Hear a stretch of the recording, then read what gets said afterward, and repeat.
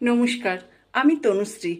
আজ 26শে মে, সোমবার, ফলহারিণী অমাবস্যা। আপনারা সবাই জানেন যে এই ফলহারিণী অমাবস্যার একটা বিশেষ মাহাত্ম্য আছে।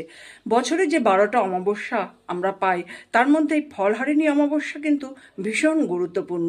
তাই আজকের দিনটা কিন্তু আপনারা কাজে লাগান, ভালো ফল পাবেনই পাবেন। দেখুন, আমি আপনাদের এটা বলবো না যে আপনারা মায়ের কাছে গিয়ে একটা ফলের মালা পরিয়ে দিন, ফুলের মালা পরিয়ে দিন, এটা করুন ওটা করুন, না। ঈশ্বরের কাছে তো আমরা সবার সন্তানের মতন, উনি তো আমাদের সন্তানের চোখেই দেখেন, আর আমরাও তো ওনাকে মা বলে ডাকি। তাই মা কি কখনো চাইবেন যে সন্তানের কষ্ট হোক? কখনো চাইবেন না। তাই আমি এটা বলবো না যে আপনাদের প্রিয় ফলটা আপনারা মায়ের কাছে নিবেদন করে দিন।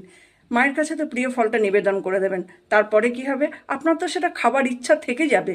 তাহলে আপনার মনে যে কষ্টটা তখন হবে, ঈশ্বর কি সেটা চাইবেন কখনো? কোনো মা কি চান যে তার সন্তান কষ্ট পাক? না, মা কখনো এটা চান না। তাই আমি বলবো, প্রিয় ফলটা ঈশ্বরের কাছে নিবেদন করার কোনো দরকার নেই। মায়ের পায়ে প্রিয় ফলটা নিবেদন করলেই কি আপনি ফল পাবেন? না, তার চাইতে সব থেকে ভালো ফল যেটাতে পাওয়া যায়, সেই কাজটা আজকে এই ফলহারিণী অমাবস্যার দিন অবশ্যই করুন। ফল পাবেনই পাবেন। আমরা অনেক সময় অনেক ভুল করে ফেলি, হ্যাঁ, ভুল আমরা না জেনে করি, কিন্তু কোনো একটা সময় আমাদের বিবেকের দংশন হয়। আমরা বুঝতে পারি যে আমরা যে কাজটা করেছি সেই কাজটা অন্যায় করেছি। তখন আমরা কি করি? ঈশ্বরের কাছে ক্ষমা চেয়ে নিই। তাহলে আমরা যদি আজ এই ফলহারিণী অমাবস্যার দিন ঈশ্বরের কাছে নিজেকে সমর্পণ করে দিই যে মা, আমি এই কাজটা করেছি, আমি ভুল করে ফেলেছি, আমি বুঝতে পারছি, আমি তোমার কাছে এটা সমর্পণ করে দিলাম নিজেকে যে এই ভুলটা আমি আর কখনো করব না।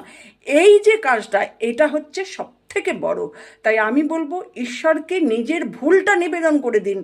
নিজে যে কর্ম করেছেন তার ফল যে আপনাকে ভোগ করতে হচ্ছে, আপনি সেটা নিবেদন করে দিন যে ঈশ্বর, আমি ভুল করেছি, আর আমাকে তুমি এর জন্য দায়ী করো না, তুমি ক্ষমা করে দাও। এটা করুন, ভীষণ ভীষণ ভালো ফল পাবেন। আমি বলছি, আজ ফলহারিণী অমাবস্যার দিন এই কাজটা করুন, খুব ভালো ফল পাবেন।